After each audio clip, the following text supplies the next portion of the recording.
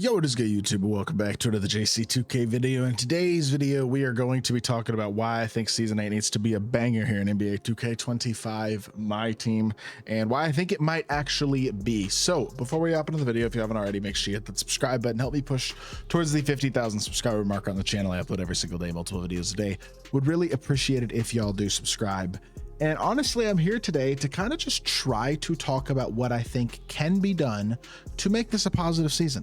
And to like have people be happy with 2K, you know what I mean? Because I think there has been some actual real progress made recently, and I do want to give 2K a little bit of credit for that. Now, I do still have to be completely honest. I play this game as of right now, mostly with the perspective of the game kind of stinks, but I'm going to make the best of it. And so I think I've been able to at least sometimes have a more positive attitude recently, trying to have that perspective. Sometimes I'm just complaining because the game is stupid, and it does happen. But they did a good job at the end of season 7, I thought. The MT method was pretty solid with the amount of pieces available. It's actually incredible if you're willing to spend the time to do it. On the NBA Draft Festival, Ralph Sampson wound up being entirely attainable for free. Now, 2K did some scummy things about that in terms of waiting to release pieces and not informing people of stuff. And it was intended to get people to spend money, you know what I mean? They dropped just enough pieces to where if somebody got to Kimby or Kmart or something like that, they wouldn't quite have enough pieces to get Ralph for free, and they'd spend some money. Like, you could tell that was kind of intentional. That being said, Ralph Sampson being able to be attained for a free period is an absolute massive W. For the people who are able to get him, that's huge. Dikembe being free, it was absolutely huge. The amount of great attainable cards that are in this game right now are spectacular. I mean, go watch my attainable series if you want to see. You can truly build an elite level team that can absolutely compete at a pretty darn high level for super cheap. That being said, the top tier cards themselves are not attainable for the average player or even the halfway average player. And I mean the true top tier cards, the GOAT Kevin Durant's of the world, the best of the best. And here's the honest truth. When I make a video like I did yesterday, where I rank the top 5 best cards in the game at each position, and the list has maybe 3 or 4 cards you'd truly consider attainable, that's not a great sign, you know what I mean? Especially when it's the beginning of the season. This is the start of season 8, and I just don't love that that's the case. And I think it'd be really nice if a couple more of those guys are going to be attainable this season, you know what I mean? And I think they have a huge opportunity with the GOAT Festival to do that if 2K does a good job. And I'm recording this video earlier. Actually, I'm recording it Sunday night, so maybe 2K will have dropped more pieces by now, and hopefully they will drop pieces consistently, because as of right now, the amount of games it takes to get these guys, though they are technically grindable, is a pretty ridiculous amount at this point in the year for, I think, the majority of the community. And I would like to see some legitimate effort put towards making a couple of these cards attainable for the community by the end of the season. I think at the end of the day, it's season 8. 2K has made a lot of money this year. I don't think it'll hurt their pockets too much. And I just think look, they're a business, and at this point you kind of have to accept they're going to do money hungry stuff, and you have to try to play the game in a smart way so as to not let yourself fall victim to that. It is our responsibility as players to be aware of some of the stuff they're going to do and not fall for it, you know what I mean? And I think you can still enjoy the game trying to do that for the most part. And again, I'm not vilifying somebody who spends money on the game. I just think it can very easily become something that we spend a lot of money on, and it's pretty unhealthy, I think, for a lot of people potentially. I really hope there are ways to grind pieces this season, though.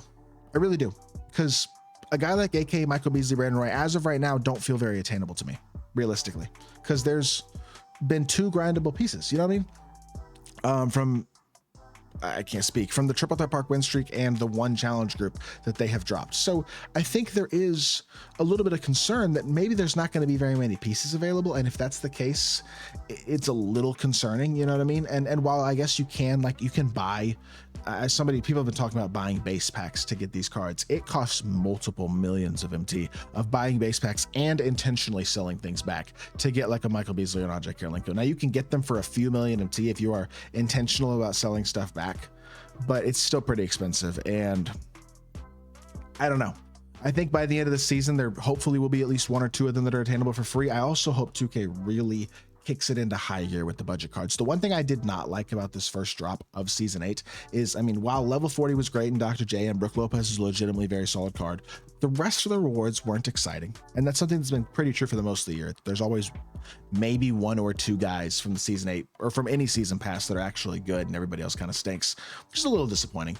But also, the Breeze set was underwhelming. Rudy Fernandez is a great card, but the rest of the Dark Matters, for one reason or another, aren't incredible.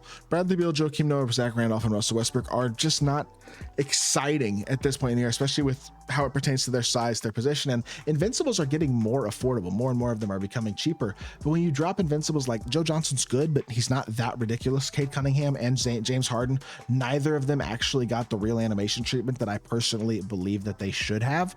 And Evan Mobley's jumper's fine, but not spectacular. It was just honestly kind of an underwhelming drop in a lot of ways. And I'm really hoping 2K really is thorough and consistent with these drops at the end of the year. Drop big, elite, versatile cards that can compete with the best of the best cards for free, and do it consistently. Elite budget cards at the end of the year. It's so important.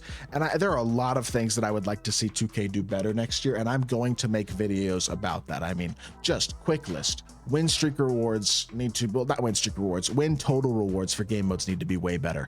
I think there are gameplay changes to be made that I'll probably make a video on at some point. I think the exchange could be potentially a little bit reworked in some ways. I think King of the Court needs a huge rework. I think salary cap could be improved upon, although I do actually like salary cap a lot as a mode.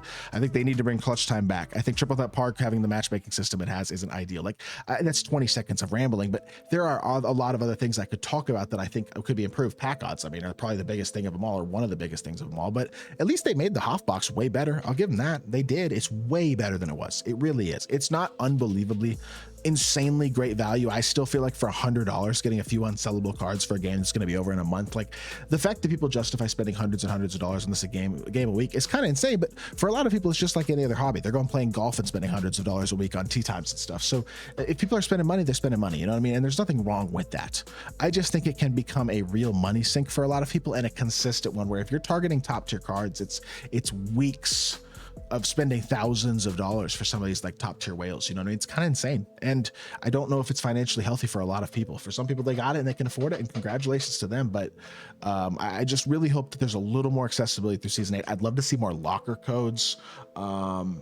There are just areas that they could absolutely do better on as we finish out this season and as we finish out this year. Because I just think as of right now, 2K's done a fine job, but I wish they were doing a little bit better job, if that does make sense. Their execution could be improved upon for sure. And like, while there's a lot to like as of recent, I just think you always have to be a bit trepidatious with them, is because, I mean, we've basically just accepted the fact that top tier cards are mostly unattainable at this point. Hakeem and Apollo, not even close to attainable. KG and Wade, not even close to attainable. Kareem, not even close to attainable. Like $1,000 cards are just coming out every week or two now. It's kind of insane. I don't know. That being said, I hope they do a good job with the GOAT Festival, and I hope they really improve some things for next year as well. But good grindable rewards throughout the season. Stuff for actual like grindable invincibles and things would be cool. Like, improve stuff. Do well. It's the last season of the year. Give people in your community a reason to play your game. Get them excited. It's smart business. Get them excited to want to play next year's game. Like, it's just smart business at this point. I hope they do okay. There's a lot of people playing the game right now. A lot of people trying to enjoy the game. It's end game. That's how end game works. Hopefully 2K does right by them. I hope y'all did enjoy the video. If you did, make sure you hit that like button, leave a comment, and subscribe. I'll be back with more 2K content very, very soon. And I appreciate y'all. Peace.